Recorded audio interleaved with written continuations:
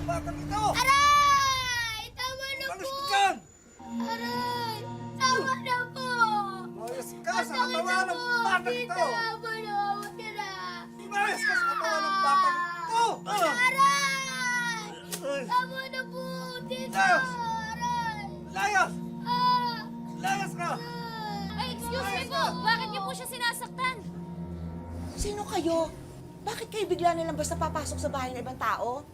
Nakakaawa po yung bata. Sinasaktan po ninyo eh. Dali lang, normal lang ito. Hindi siya ang sinasaktan ko, kundi ang nuno at demonyo na pumasok sa katawan niya. Kaya nga ginagawa namin to para gumaling siya. Malas ang batang ito. Pinasok ng dilubyo at mga malas ang bayan ng Santo Domingo. Simula nang tinubuan siya ng sungay! Ay, bakit po? Si Ingkong lang po ang makakapagpagaling sa kanya.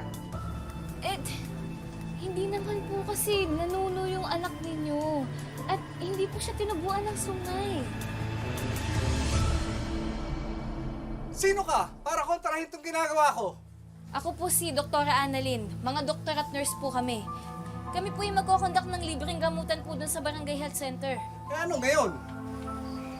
Eh, ang tingin ko po, hindi po nanuno at wala pong tumutubong sungay sa anak po ninyo. Pasensya na ho, hindi ko ho siya anak. Pamangkin ko po siya sa kapatid ko. Nasasaktan po ako kapag nakikita ko rin siyang nasasaktan at nahihirapan. Pero ginagawa po namin to kasi ito po yung paraan para siya gumaling.